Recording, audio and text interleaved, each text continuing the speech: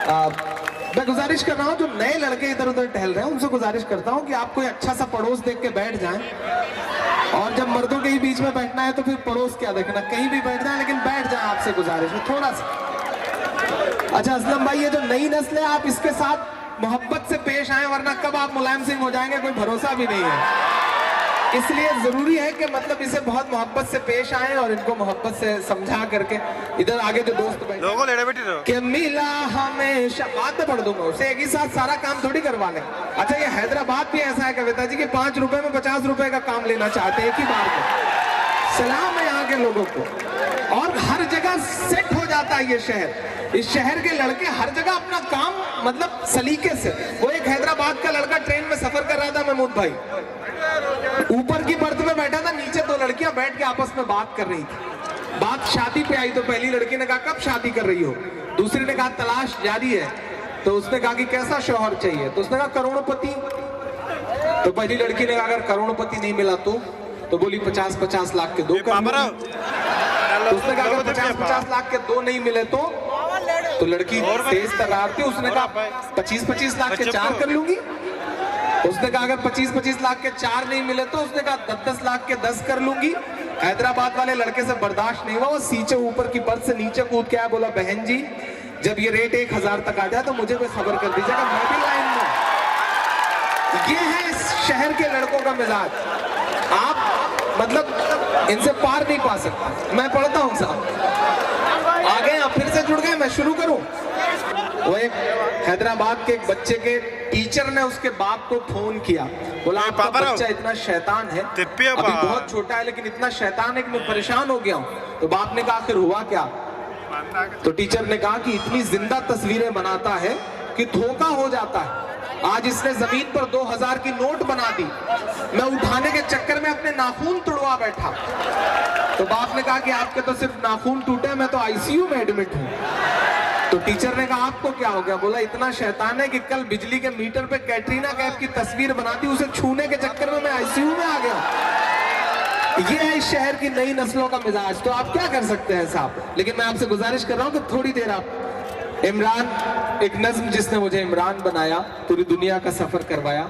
मैंने कहा ना मैं हिंदी का विद्यार्थी हूँ, मैं हिंदी लिटरेचर का पढ़ने वाला हूँ, लेकिन अल्लाह ने मुझसे मदरसे पर एक नज्म कहलवाई। मेरा मानना है कि अल्लाह को जब काम लेना होता है तो वो चींटियों से काम ले लेता है। अल्लाह ने मुझ जैसे एक हिंदी वाले बच्चे से मदरसे पर नज्म कहलवाई, और इतनी गुमनाम सी शोहरत थी उस नज्म से कि लोग ट्रेनों में सफर करते हुए मुझी को मेरी नज्म MP3 में सुनवा के कहते हैं कि शायरी का शौक है तो कभी इस शायर को सुनना, साला बहुत अच्छा पढ़ता है।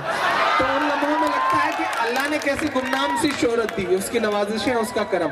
मैं पढ़ता हूँ साहब, दुआएं मांगता हूँ आपसे कि मिला हमेशा चाहत का पैगाम मदरसों से।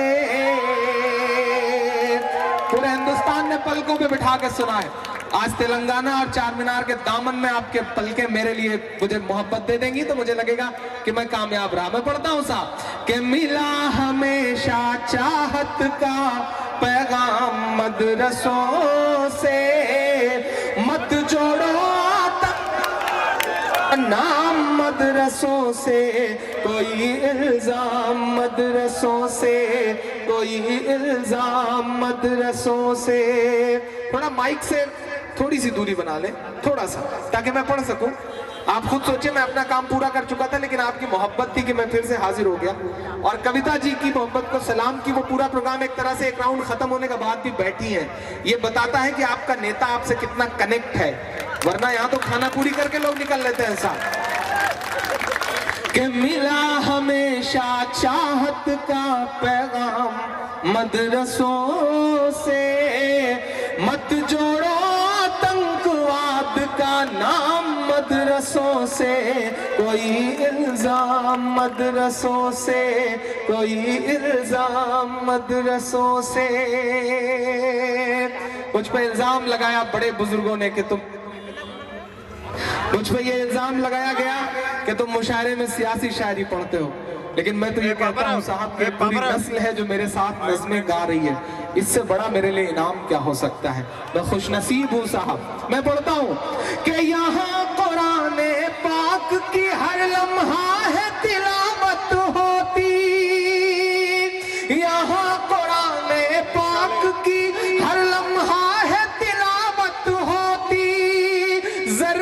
जर्रे में हमदर्दी और मोहब्बत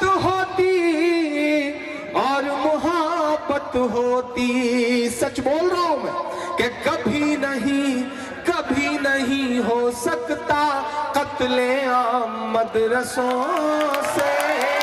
मत जोड़ो आतंकवाद का नाम मदरसों से, कोई इल्जाम मदरसों से, कोई इल्जाम मदरसों से। एक बंद पढ़ता हूं साहब मैं।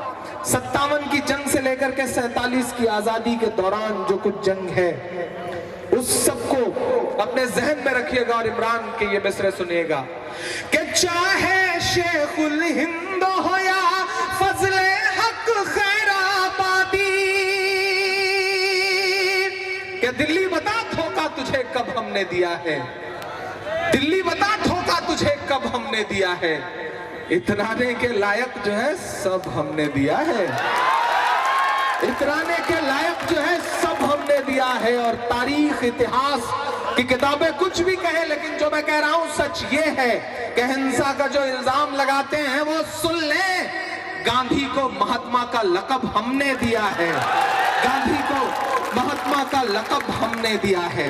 कि चाहे शेखुल हिंद हो या फजले हक खैराबादी, जंगे आजादी में सबने अपनी जान लड़ा दी, अपनी जान लड़ा दी। कि मिला हमें आजादी का इनाम मदरसों से। मत जोड़ो आतंकवाद का नाम मदरसों से, कोई इल्जाम मदरसों से। एक बंद पढ़ता हूं साहब कि बड़ी जरूरत देश को जब जब किया कमाल इन्हीं ने। भारत क्रिकेट का विश्व कप जीतता है, क्रिकेट के भगवान सचिन तेंदुलकर को जीत का जश्न मनाना होता है, तो उन्हें कंधे पर उठाने के लिए गुजरात की मस्जिद के मुअज्जिन का लड़का यूसुफ पठान आगे आता है, उन्हें कंधे पर उठा के पूरे स्टेडियम के चक्कर लगाता है। ये कुव्वत, ये ताकत मस्जिद और मदरसों के उन छोटे छोटे दानों में है जो हमारे आपके चंदों से आते हैं। और एक बहुत बड़ी बात कहता हूं साहब कि न्यूजीलैंड के खिलाफ मैच होता रहता है, एक शख्स गेंद लेकर के दौड़ता रहता है, तभी उसे खबर दी जाती है कि तुम्हारी बेटी आईसीयू में है, नन्ही सी बेटी, साल भर की बेटी है और वो आईसीयू में है। लेकिन उस शख्स के कलेजे को सलाम की, वो कहता है कि नहीं, मुल्क को जिताने की बात है, बेटी जिंदा रहे या ना रहे, पहले मुल्क उसके बाद बेटी। सलाम करूंगा ऐसी मदरसों की तरबियत से निकले हुए मोहम्मद शमी को कि जिसने अपनी बेटी की चेहरा तब जाकर के आईसीयू में देखा जब हिंदुस्तान मैच जीत गया।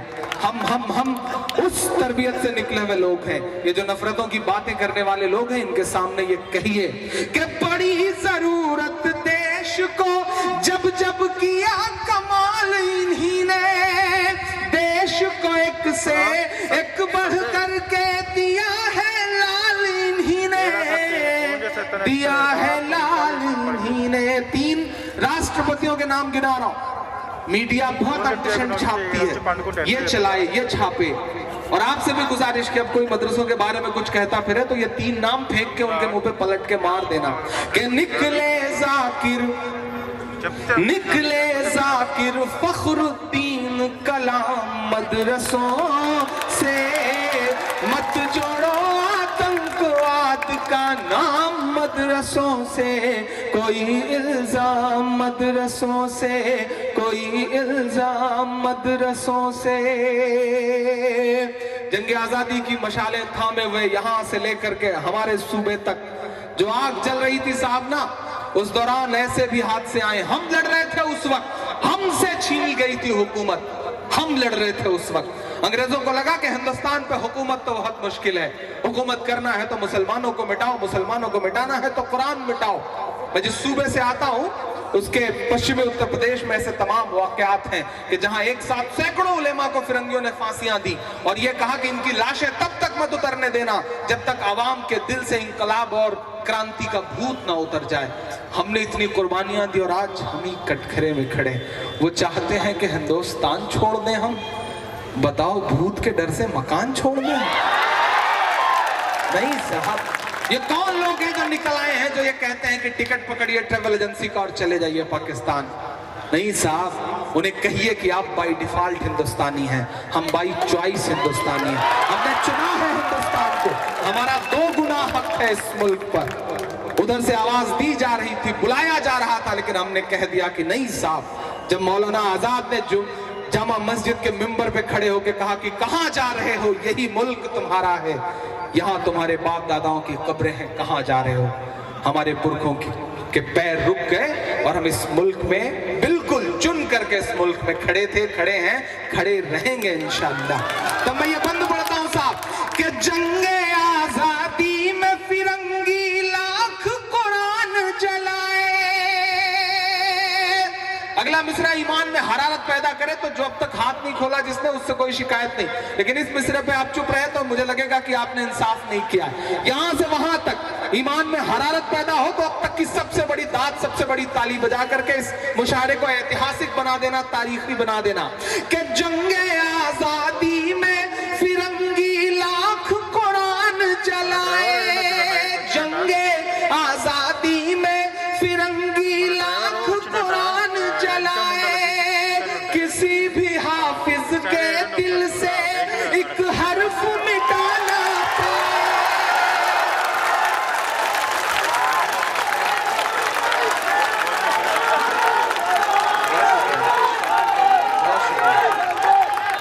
कि जंगे आजादी में फिरंगी लाख कुरान जलाए। किसी भी हाफिज के दिल से एक हर्फ मिटाना पाए, एक हर्फ मिटाना पाए। लिया है अल्लाह ने ऐसा भी काम, मदरसों से मत जोड़ो आतंकवाद का नाम। मदरसों से कोई इल्जाम, मदरसों से कोई इल्जाम, मदरसों से। जब मैंने मुशायरों में ये नज़्म पढ़नी शुरू की गई थी साहब, तो बड़े बुजुर्ग कहते थे कि इमरान तुम जो पढ़ते हो इसे अदब में जगह नहीं मिलेगी, तुम जो सुनाते हो तुम्हारे मरने के बाद किताबों में नहीं पढ़ाया जाएगा। तो मैं पता नहीं क्यों आपकी दुआओं के यकीन के भरोसे ये कह देता था कि साहब हो सकता है मेरे मरने के बाद मुझे किताबें जगह न दें, मेरे मरने के बाद मुझे अदब में जगह न मिले, लेकिन ये मुझे पता है कि मैं इंशाअल्लाह जीते जी अवाम के दिलों में जरूर जगह बनाऊंगा और यही मेरा सरमाया है। और शायद ये आपकी दुआओं का असर है कि जिस शायरी को पूरी उर्दू दुनिया खारिज करती थी, पूरा हिंदी लिटरेचर कहता था कि नहीं साहब ये तो शायरी ही नहीं, उत्तर प्रदेश की हुकूमत ने मुझ जैसे छोटे से बिल्कुल नन्हे से शायर को पूरे सूबे का सबसे बड़ा अवार्ड जो यश भारती होता है, 11 लाख रुपए का अवार्ड बुला के सबसे कम उम्र में दिया, यंगेस्ट यश भारती। ये तमाम मदरसे के तलबा और मदरसों में पढ़ने वाले बच्चों की दुआओं के सदके में हुआ है। मैं न्यौछावर करता हूं आप पर ये अवार्ड, क्योंकि ये अवार्ड सिर्फ और सिर्फ मदरसे की नज्म पर मिलने वाली दुआओं की वजह से मिला। मैं सलाम करता हूं आपकी दुआओं को। मैं आखिरी बंद पढ़ता हूं, लेकिन पूरी जिम्मेदारी से हैदराबाद में खड़ा हूं, चार मीनार पे खड़ा हूं, तो एक बात और कहना चाहता हूं दोस्तों कि इस मुगालते में बिल्कुल मत रहना कि तुम्हारी लड़ाई सिर्फ मुसलमान लड़ रहे हैं। इस गफलत में बिल्कुल मत रहना कि तुम्हारे लिए सिर्फ मुसलमान खड़ा है, क्योंकि नजीब की तलाश के लिए बसंत कुंज थाने के बाहर सबसे ज्यादा जिस लड़के ने लाठी खाई है उसका नाम मोहित पांडे है। पहचानिए ऐसे लोगों को, पहचानिए ऐसे लोगों को और मजबूत करिए, उन्हें ताकत दीजिए। आप गुजरात गुजरात गुजरात चिल्लाते हैं, लेकिन गुजरात के मसले को सच में जो अदालत तक ले जाता है उस शख्सियत का नाम तीस्ता सीतलवाड़ है और वो मुसलमान नहीं है। पहचानिए ऐसे चेहरों को, उन्हें मजबूत करिए, उन्हें ताकत दीजिए। इंसाफ बचाने की आखिरी उम्मीद लेकर के रात के 2:30 बजे सुप्रीम कोर्ट की चौखट पे जो वकील खड़े थे ना, उसमें से एक भी मुसलमान नहीं था। पहचानिए ऐसे लोगों को, मजबूत करिए ऐसे लोगों को, सैल्यूट करिए शहीद हेमंत करकरे साहब की शहादत को। वो ना होते तो शायद आप चिल्लाते रहते, लेकिन ठप्पा जो लगा था वो ठप्पा कभी दूसरी तरफ ना जाता। सलाम करिए आईपीएस संजीव भट्ट को, जिस शख्स ने यह कहा कि आईपीएस की नौकरी रहे या जाए ठोकर मारता हूं, लेकिन जो सच था उसे दुनिया के सामने जरूर बताऊंगा। सलाम है ऐसे लोगों को।